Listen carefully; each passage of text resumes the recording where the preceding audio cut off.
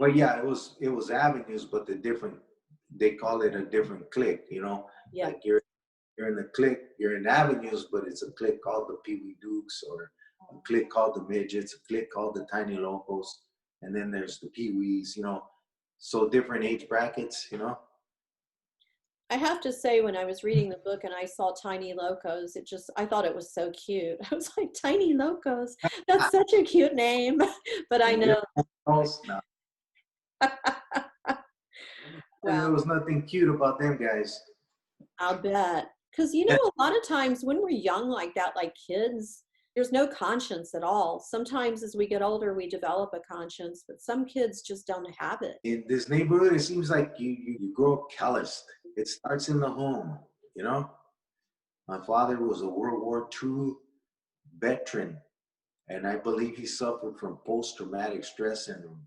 Uh, And he was alcoholic, he was abusive, he was controlling, and so man, from my father was also, he had a beautiful side to him, and I think without the alcohol, without the post-traumatic stress that he suffered from, man, there was a beautiful person inside, man.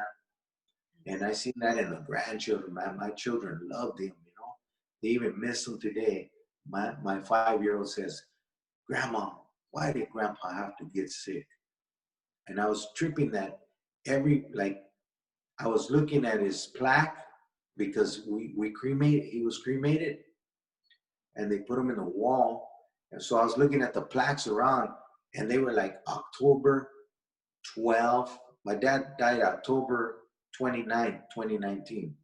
But there oh, was October 12th, 2019. There was October 11th, 2019. World War II veterans. Man, I was just tripping on that. Like, wow, look at this.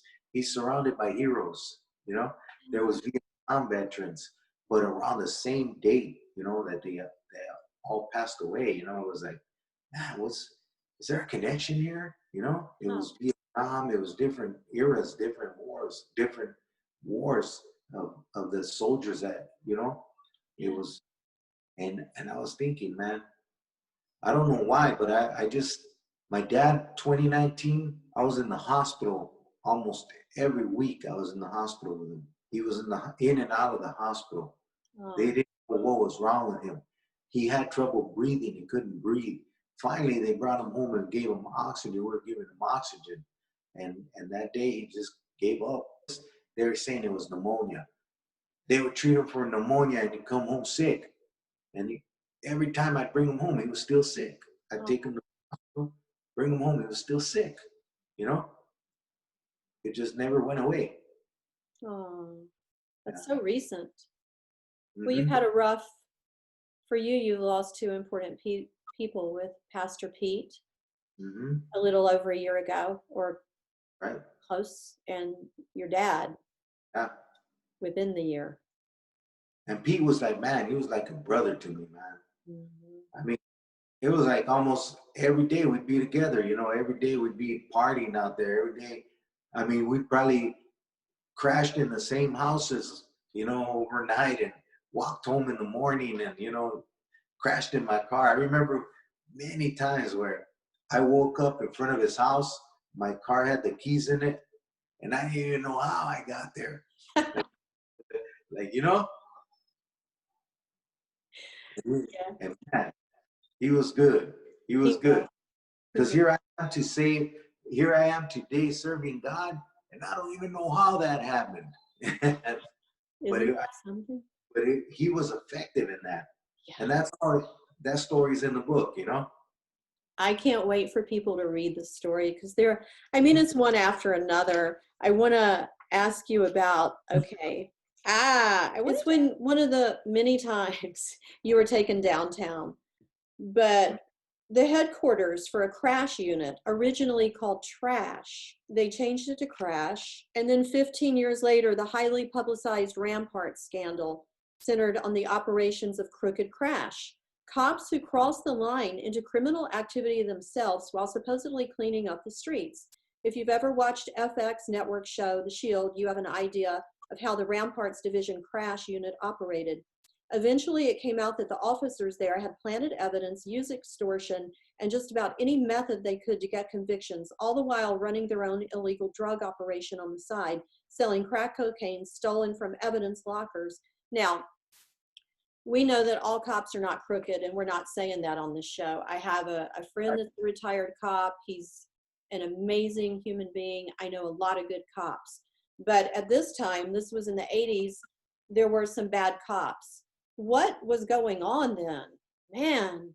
To be perfectly honest with you, I don't know, but that's about the time when I got shot, and it seemed to me like it was a setup, you know, and like they were trying to kill me that night, and it was the cops. I don't know, it just too coincidental.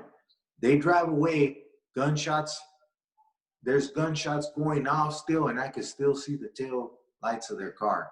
And I was like, wow, you know, I know personally that there's not a lot of bad cops out there, you know, but you know, hey, you know, people, I guess it's greed, you know. It Yeah. comes down. Some people they It's never enough. yeah. When they have that hole inside of them and they want greed, because we know that when we have a hole inside of us, there's only one way it gets filled, and that's with the Holy Spirit.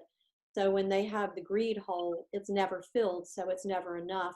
When I read your book and you started walking home and they told you, no, walk the other way, I knew then they were setting you up. And then the next thing I read, all of a sudden you heard all the guns And you, talked.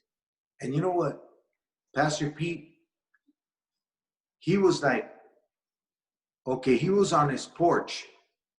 He was standing on his porch when he heard the gunshots, right? Oh, wow. He heard the gunshots. And then he said, man, I could have never imagined that it was Mundo, because the police took him. You know, like the guy I was with, they watched the police handcuff me and take me away. So they couldn't believe that it was me that got shot. You know, Mm-hmm. crazy. But I've never hated police officers. I've always respected them for what they do. It's Yeah. just that it was a different life, you know? Yeah. Yeah. I have a cousin who's been on the force for years and years and years. And I have my children are right there at the door. I'm trying to get in. I locked them out now. They should be upstairs with mama. But yeah, I I don't think you've met Edmund, huh? He's my youngest. No, when was he born? He's gonna be 4 years old on Yeah. in Ju- I remember when Maribel was pregnant. right. Yeah, Yeah. Oh. that might have been he said. Oh, baby. He said, and then Edmund. Okay. Yeah, it's funny. Congratulations. Thank you, Oh. thank you. Because Oh. I know when we met, I only had two. Yes. Yes. How many do you have now? 4? 4. Okay. You doubled. Yeah. The Lord said, Okay. the Lord said, fill his house, right? Yes. Yes. I'm so happy for you. I really am. And your wife is just amazing. Okay, I'm going to ask you, I put some colors on this. Let me see why I did, because I've got so much in here. The detectives took you in a back room. You saw a bunch of your homies lined up, waiting for their turn in questions. And it was a real strategic move by the detectives, understanding gang mentality as well as they did. They knew that seeing my Avenue brothers would plant the idea of a confession in my mind, no matter whether I'd actually committed a crime or not. They knew it'd make it easier for me to do the honorable thing and take the rap for what had happened to spare my homeboys. That would earn me points on the organization's scorecard. The next 5 hours were living hell. We're working with the crash officers. They were trying to pin something on you didn't do, but you wanted to get your home. You wanted to be a stand-up guy in this life, in this life, not the life we're in now. So you right. took the rap so your homies would not take the rap. Is that right? Several times before that, there had been groups of homeboys of mine that, man, they all ended up with life sentences. You know, the whole group, whether they were involved or not, you know, they were all ended up in prison. Several groups. And in my mind, this is another group right here, you know, this is what they're, you know, it was a tragedy that happened that night, you know, it was something tragic. It was, I don't even like, I was so high on PCP and alcohol that night. And I just remember the smell of gunpowder. I remember hearing gunshots, and I remember my name being screamed. My friend was screaming at the top of his lungs, saying, "I've been shot, I've been shot." And I ran over to him and I grabbed him. I put him in my truck and I drove him to the hospital. You know, and for those, like it seemed like an eternity, man. Um, and then when they came to pick me up, I had taken sleeping pills because I was numb. My best friend had just died, and I couldn't believe it. And that was the one guy that we grew up together. We slept in the same room when I had run away from home. We you know, and man, dude, that was. And I try, and even today, man, I try and block it from my mind, you know.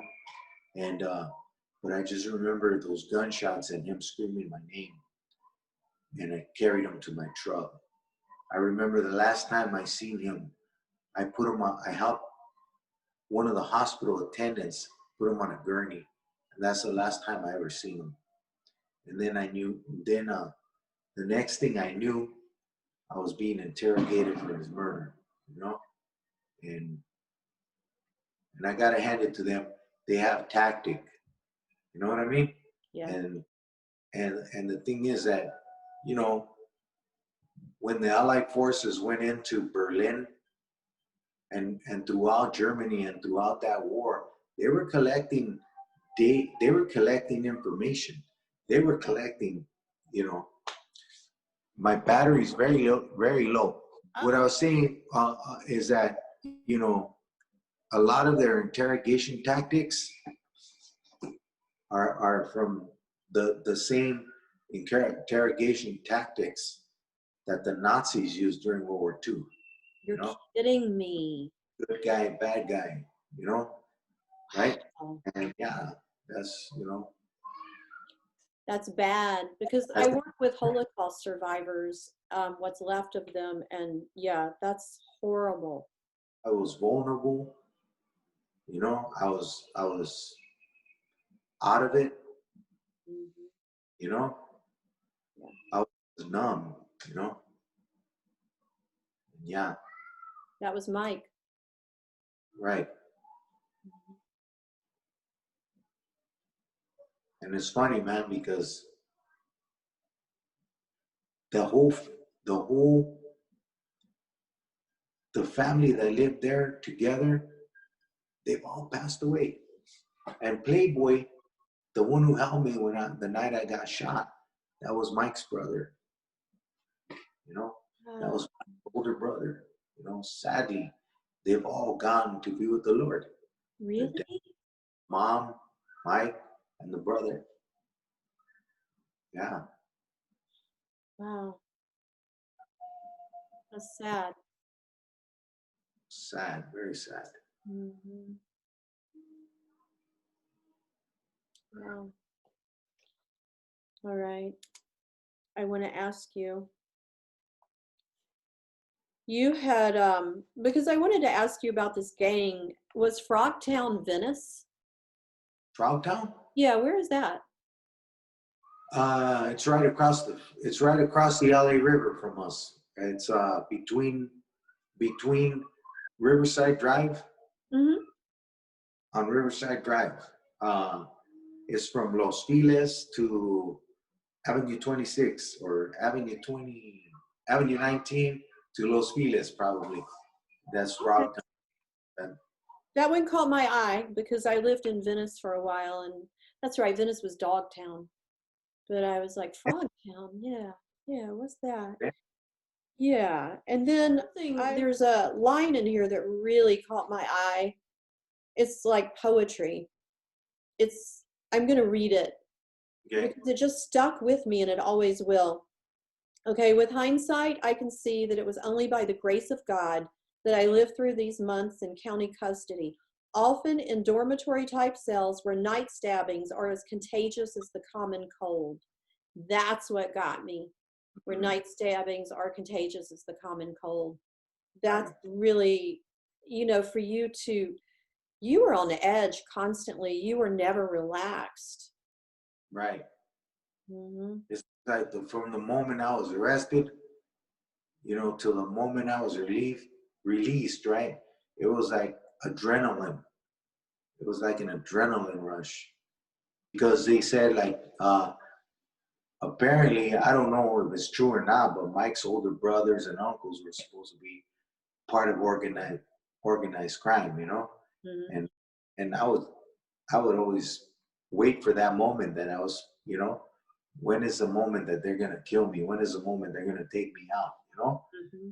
Uh, yeah, and I would see some very brutal things, very ugly things that I would, that you witness there and that you see, and you keep your mouth shut. You don't say anything, you don't say nothing, and it's surreal, it's like a surreal situation, and you just got to keep on moving forward. Yeah. You would never know that you were that same person. Well, you're not, but there was another thing I had read. You got several chances to leave your violent past behind, but you weren't ready yet. And well, the devil made you not ready because he was whispering in your ear and you were listening to him. And we all do that. We've all done that in the past. That's how we've gotten our lives into the chaos that they were in at certain times before. So he wrote in here, trying to learn how to live as a law abiding citizen. I used my time stirring up trouble at SCC.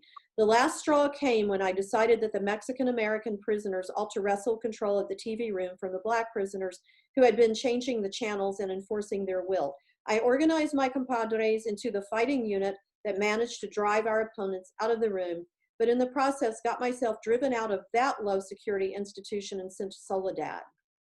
You said you're not a fast learner, but one of your activities at Soledad did earn you what the organization considers a promotion. You had a cellie that was trying to dominate you. Hmm. Right. Right. Yeah. That's what happens is that, most of the time that I was in prison, uh, you always have that mutual respect for yourself, for your cellie, you know?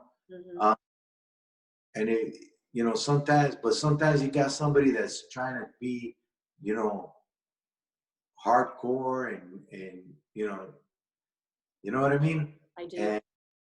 And I got tired of this dude, And so I sent what we call a note. And I asked about, hey, what's up with my Sally? Like I want to know, is he top notch or what's going on here? Because he's trying to trying to run the show in here and disrespecting me too much, and I don't want to step on anybody's toes, but I'm getting tired of this dude. And they sent me back, you know, letting me know that no, as a matter of fact, take care of him. And that's what I did. That's when you got the note. The that's where they make the shanks. Right. The one, yeah. And it's called a note, right? Or envelope. That was one of many. That was one. All right. I got you. I got you. You were one of the first residents of Pelican Bay. Right. Yes. Yeah, Pelican Bay will always stick out in my mind because when I was interviewing Mel Novak, he mentioned Pelican Bay. I read that you were one of the very first residents in Pelican Bay, which was the hardest of hard time prisons in California, was still under construction in 86. In 89, you would have the privilege of being one of the first inmates to move into Pelican Bay. The one prison, this is so interesting, the one prison with a population even more hardcore than Folsom, because of the lessons you learned in Folsom were not what the justice system would have wanted for you to learn. In fact, they were just the opposite. But it made you tougher and meaner and more of a survivalist to where you could get through Pelican Bay. And boy, did you get through Pelican Bay, because you were, man, you had a hard time in Pelican Bay. That's when they kept you in the shoe, right? Right. Yeah. As soon as you got back on the street, you got right back into the life. We're back to Pastor Pete with his notes. He keeps coming back, and we love that. A girl from Dogtown Gang came to the door. Is Smiley here? Pete asked. Yeah, what's happening, fat boy? I want to go to church. Of course, Smiley was glad to take him. That night in church, he felt like the preacher was talking directly to him, like the guy totally understood everything about him, knew where he'd been, what he'd done, and probably what he was going to do next. The message hit him right between the eyes, and he says that's when there was an altar call at the end. He almost ran to the front. He realized how badly he had hurt his family, and he suddenly knew he wanted to change. In tears, he repented of his wayward life and asked Jesus to come into his heart and change him. I can't do it on my own. I can't, he admitted. And that day he became a Christian. He didn't suddenly change into a do-gooder with no bad habits, but that started him down the path to a crime-free life. That's, man. Well, let's keep going. Let's keep going. Yeah. Warriors that we are. We keep going. In Highland Park, there's an area called Arroyo Seco. It's behind a concrete-sided riverbed. Neighborhood people call it 57 Park, which opened up the book 57 Park. Yeah. I had never heard of 57 Park. Herman Park. It's actually, the name of it is Herman Park. Oh. But we call it 57 because it's off of Avenue 57. Okay, that makes sense. It's like claiming your territory. It's part of the Right. Avenue 57. Got it. Got it. Code name for Herman Park, All right. So members of various sets of the Avenues gang, they'd hang out all day. This is one thing I was really interested in. There you are. Okay, cool. You and this little kid, well, he was a younger up-and-coming gangster, I guess, Little T. Yes. And he had a big brother, and you had done a lot of favors for the big brother. The big brother was Big T, is that right? Right. Okay. Big T had a girlfriend in the past. They had a kid. That was long gone. They had both moved on their separate ways. And there was a guy named Stretch that you pretty much grew up with that was also one of the Avenues. And Stretch was a ladies' man, and he had been seeing this girl, but she was already so disconnected from Big T. But the little brother, Little T, never let that go. So he acted like it was fresh. It just happened, almost like the girl was still with Big T. Have I got that right? Right. Okay. Right. So every time he would see Stretch, he would aggravate him like poking a hot poker at a bull constantly, because he felt like his big brother would always take up for him, like have his back. So he would always instigate and try and start trouble with Stretch, and Stretch would pretty much, like, no, but Stretch would drink and do like everyone else in that area. And one time, Little T called Stretch when Stretch had been smoking and just doing it all, living large that day in the park. So they got into it, and Stretch was getting agitated. He had had quite a bit to drink too, and he was turning into an angry drunk. Just leave it alone, Chavala, he shouted at Little T. Who you calling Chavala? Little T responded, moving in closer. Chavala is a word that's used not a lot these days. It's probably the Mexican equivalent of calling someone a no-good punk. You, Chavala, Stretch leaned in on him. I can see Stretch doing that too, I swear I can. I can. Little T was looking my way, and without saying anything, I let my eyes off of him. He gave Stretch, anyway, he instigated Stretch till Stretch couldn't take it anymore. If he had not been so drunk, he probably would have walked off, but he didn't. They went into like a tunnel. They had it out. Stretch beat him, like his face was like hamburger. You got the kid, Little T. You had no choice. You got him out of there. He was hurt bad. You had no choice but to take Little T with you that night to a meeting of gang leaders. Shot callers from various gangs met once a week or so to discuss things. And when they saw Little T, they wanted to know what happened. Little T, of course, went on and on about Stretch, putting the full blame on Stretch like he had done nothing wrong. He gave Stretch all the blame. The other guys looked at Edmundo and they said, you got to take care of this, Bala. You nodded. Your heart was breaking, though, because you've always had a lot of love for Stretch, and you knew exactly what was meant by take care of this. Do it now before he gets a chance to run. You nodded again and motioned for Little T and two other guys to follow you. The extra bodies would be for backup in case you got into trouble. Cut print, we're going to come down. You parked, you went up a hill, you reached under your seat and produced 3 guns, a 25 caliber, 30-57 and a 38. You handed the 38 to Little T. You went over your plan. If anybody follows us out in the park, light them up. And I didn't mean turn the headlights on them. Light them up meant shoot to kill. From the parking lot, Little T and Edmundo walked to the entrance. You guys eventually saw Stretch, and you did not want to do this. You really did not want to do this. You had been hoping that Stretch would be halfway to Nevada by then, but he was at the park. You wanted to turn away. You just wanted to turn away. At that point in your life, your loyalty to the gang and the urgency you felt advancing in the gang culture overruled everything else in your life. This hit would earn more stripes, and that mattered more than friendship or safety. So you guys went down to see that Stretch was there. Much later, you even say, to my dismay, I could plainly see that Stretch was there. So it still bothered you.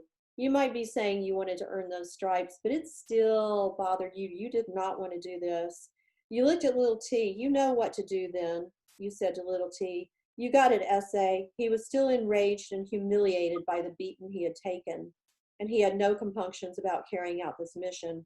Be sure to reserve 1 bullet in case they start to chase you. Right, the magazine had 6. You stood up. People saw you. You stood under a light, holding their attention, and Little T walked up to Stretch, and he said, hey, Stretch, I just wanted to be sure everything's okay. Cool? Stretch turned to face him. Little T emptied all but 1 bullet into him, hitting him 5 times, point blank. Stretch crumbled to the ground, blood spurting from wounds in his chest, neck, jaw, shoulder, and back.